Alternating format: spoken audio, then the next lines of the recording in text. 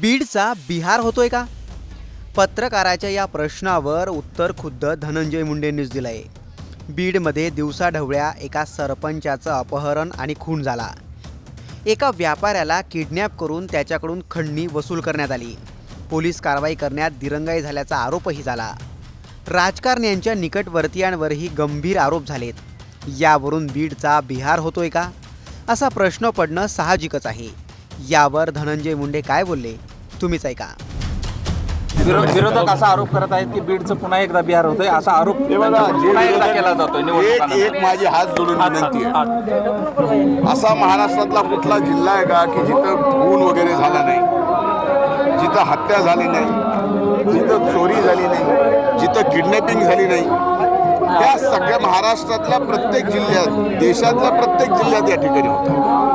मग बीडचाच बिहार झाला का? आपण आपलीच लोक आपल्याच मातीतली का म्हणतो? हा, घटना झाली ती अतिशय दुर्दैवी आहे, क्लेशदायक आहे, संताप आणणारी आहे. पण कृपा करून बीड जिल्ह्याला बदनाम करू नका.